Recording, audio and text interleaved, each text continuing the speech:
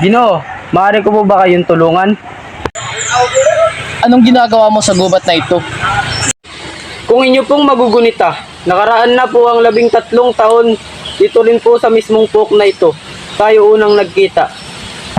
At kung hindi po ako nagkakamali, kayo po ang taong nagbigay sa akin ng pakikiramay. At sino ako sa tingin mo? Isang taong para sa akin ay dakila. Isang taong inakala ng lahat ay patay na, maliban sa akin, Crisostomo Ibarra. Isang napakalaking lihim ang iyong nalaman. Isang lihim na pwede mong ikapahamak. Hindi mo ba naisip yun?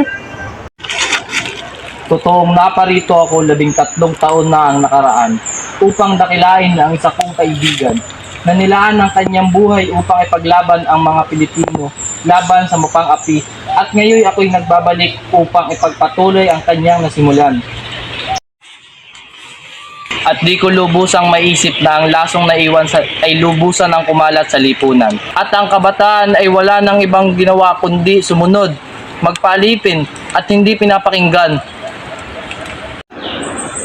Nagkakamali ka, Ginoong Simon. Kung hindi nag-aaral ang mga kabataan ng wikang Kastila, hindi tayo pahihintulutan, hindi tayo pakikinggan ng pamahalaan.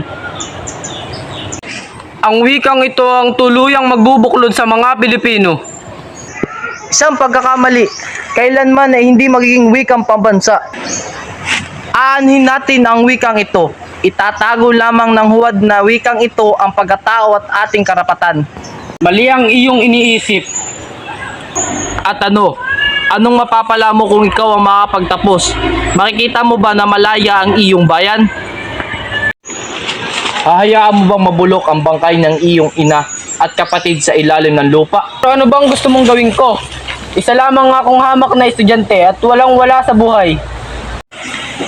Hindi ko naman maaaring hukayin ng aking ina at hiharap sa hukuman at mambintang ng kung sino-sinong Kastila. Ngayon ay nalaman mo na ang sanglihim.